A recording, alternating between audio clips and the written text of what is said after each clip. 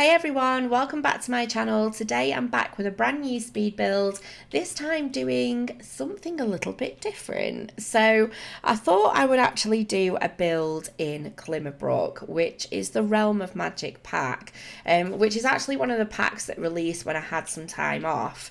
Now initially when this pack released, I did actually switch the Sims on and do a little bit of the gameplay just to see what it was all about, because the Realm of Magic is it's never been something I've been interested in the game.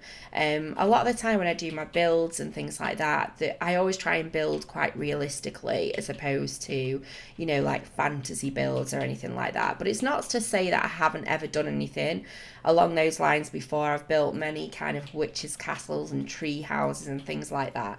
So I decided today that I wanted to build something that was based in Glimmerbrook, that was maybe like a family style home. So the initial house that I built in Glimmerbrook when I had a play was just a small house for a singleton, but today I wanted to do something that was for an actual family. So with it, I obviously wanted to build something that was a little bit different, and I wanted to have a play around with some different wallpapers and textures and stuff that I wouldn't ordinarily pick.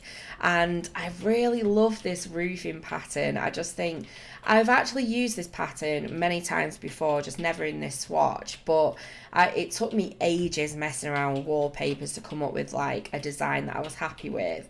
But I really enjoyed building this house. It was just, I wanted to build something that felt magical, that felt really really beautiful, almost kind of like fairyland type. But yeah, it was a lot of fun. So this is Glimmerbrook's Magic House. It's a 3-bed, 3-bathroom build, and it's set on this 30 by 20 lot in Glimmerbrook, and it did actually come in at 117,000 simoleons, which really wasn't bad for a build from me. I wasn't using any restricted packs or budget or anything like that, so that wasn't a bad price in the end. Now, I must admit, I did actually think this build was going to be a lot bigger on the inside than it actually ended up being. And I have to say, with building, I absolutely love using turrets. I just like the feeling that it gives. It just, it's something that I've always put in builds, but when it comes to doing floor plans, these things are an absolute nightmare. Because we don't have spiral staircases, yes, I'm still going on about staircases. I know we've had an adjustment to the stairs, but I would still like to see some kind of, much smaller staircase setup, just so that turrets are more easily used, because they can be quite difficult to work with when you're doing floor plans and things like that. Kind of just makes it look a bit crazy. So when it came to doing the inside of this build, in fact, I was actually asking in the comments the other day about whether, like, how do I do the build? Do I do a floor plan? Do I think about the floor plan, then build, and then do the exterior? The truth is, I do all of the exterior and then I do the floor plan after. And I think it's just something that you pick up with time when you've built a lot, is you just get quicker at it. And I do remember it being quite a struggle for me at first. When I first began building, trying to figure out floor plans was just complicated. But it has got easier over time, and I actually find it really easy to do. But I think it was just the shape of this house and the shape of certain rooms which kind of caught me off guard a little bit. So when it came to furnishing it, it was just a little bit, because with the furnishing, I didn't want the interior to just be like my bog standard interiors, which are just basically, I just wanted it to have a little bit more personality, so I did kind of go with a little bit more of an oldie worldy look on the inside. And with that mixed with the shape of the rooms and stuff like that, it actually ended up taking me forever to do this interior. But I got there in the end, and sometimes I think it's good to kind of get out of your comfort zone of things that you really like to do and just kind of play around and experiment and just be creative and just see what you can. So many of you will know, if you've been in my channel for a while, that doing the exterior of houses and landscaping and stuff like that is my absolute favourite, and I really enjoyed doing the landscaping in this particular build. I'm always trying to sort of push myself a little bit to do things that I wouldn't ordinarily do. I think sometimes people can get comfortable in their style, and there's nothing wrong with that if that's what works for you, but I always try and come up with something just a little bit different than last time.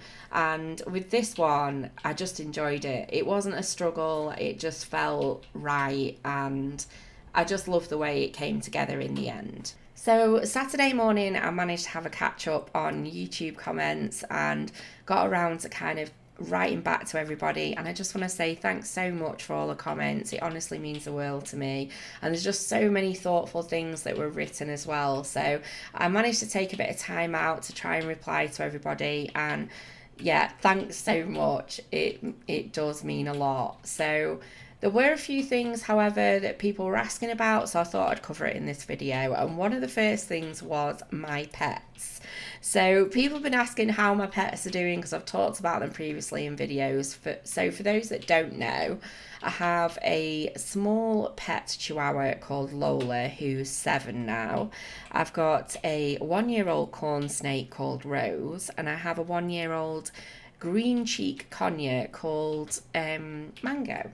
So she's a little parrot, and they're doing absolutely amazing. Rose, my corn snake, she's huge now, absolutely huge.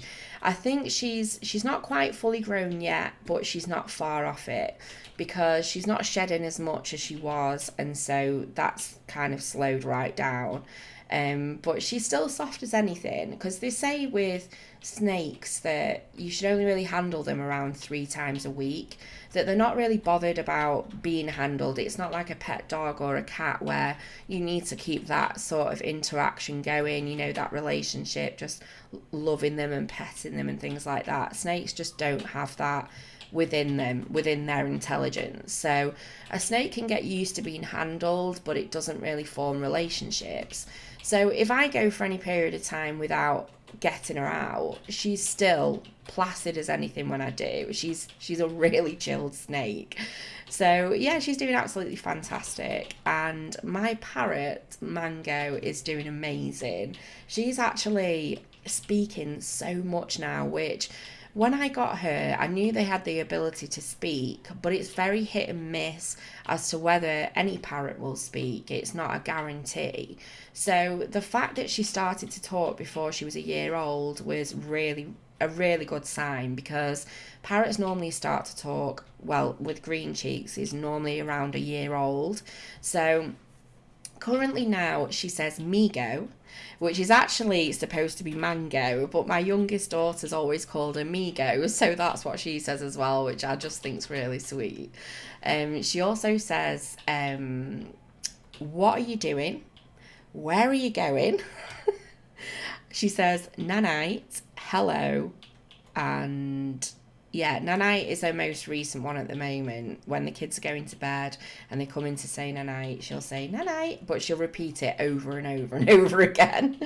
But she's such an absolute character, it's unbelievable. I had to laugh though, because several months ago I made the decision to buy her a separate cage that she would sleep in upstairs, because parrots need to have a good night's sleep. Naturally, in the wild, they'll go to sleep not long after the sun sets, and they'll sleep until the sun rises. And if they don't get that sleep in, they can become really, really cranky. So I kind of felt like she wasn't getting enough sleep by being in the living room, because we were in here throughout the evening and she wasn't naturally going to sleep. So we bought her this separate cage and we had her up there.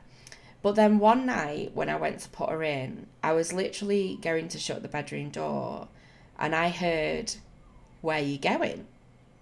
And I thought, did I hear that right? Did she actually just say, "Where are you going?" So I came back in the room and she was just quiet. And then I went to walk out the room And that was that. But over the coming days, I realised that she actually was saying, "Where are you going?" And it really, really cracked me up. So whenever I used to put her in bed at night, she would go, "Where are you going?" So I was walking out the door. So she is such a little character. I have her out a lot as well. She's out with me every day. One of the things with me owning a parrot was that I didn't want her to just be stuck in a cage. I wanted her to be out and involved with our family. I didn't want to clip her wings or anything like that. I wanted her to learn how to fly and just, just have this extra member of the family. And she's been really good on the whole. But what I will say is that parrots become hormonal when they reach around 7 months of age, and with those hormones can bring completely different behaviour. So they can start to bite, they can get a little bit irritable, and they're almost like teenagers in a way. And she's definitely gone through that. And on the whole, whereas she's been very good with the majority of our family, she's taken quite a dislike to my youngest son at the minute. Now Jensen is he's not really interested in her. He hasn't been interested in her since we got her. And so his interaction with her is very few and far between. And so I don't know whether that's the reason why, but he's just not really that bothered. So she has taken to slightly dive bombing him. I really shouldn't laugh at that, but occasionally when, she's out and she's flying about, she can dive bomb him, and he's always like, "Mom, get the bird." So he's not her favourite person in the world, and yeah, she can be a little bit temperamental, but it is around the stage that a lot of parrots end up being rehomed because they display this kind of behaviour, and people think, "Oh my God, where's my sweet little parrot gone?" But if you stick it out and you persevere with it, then eventually, they do calm down. I think the funniest thing about the bird is her relationship with my dog. Because they have such a funny relationship. You see, parrots, what people don't know about parrots is they can become very jealous very quickly. They are so intelligent. They're more intelligent than a dog, certain breeds. And whenever I interact with the dog, she gets very jealous and she'll fly over from wherever she is. If anyone's petting the dog, she just doesn't like it because we're her humans and not the dogs. So, but they do have this kind of weird relationship where they do play together, and it's quite hard to describe, but I did manage to catch it on film and show my dad, and he was like, "Wow, that's incredible." But basically she will fly up and around the house and the dog will chase after her, but she'll like dive bomb the dog as well, and it's just so funny to watch. But the dog's really gentle. She'd never hurt her. Obviously, I'd never leave them alone together anyway. But I think if anything, the dog's a little bit scared of her. So if the bird kind of looks as if she's going to approach her, she'll run off. But they're quite sweet together. It's a nice little interaction, a very unusual interaction as well. But yeah, so on the whole, my pets are doing absolutely great. So just coming back to the build, I'm actually moved on to the interior now, and this wallpaper didn't end up staying like this. It got changed up in the end. But yeah, I messed around so much with this interior. It was driving me bananas. And I did have to keep coming away from it as well because I was building this during the day. So I think the cutting concentration didn't help either. So there was a lot of kind of chopping and cutting when it came to editing this, just to get rid of all of the sort of what should I put here, does that look nice, all of that decision making process. But on the whole, it was a lot smaller than I thought it was going to be on the inside, and but it worked out all right in the end. It is only quite a small 3-bedroom 3-bathroom.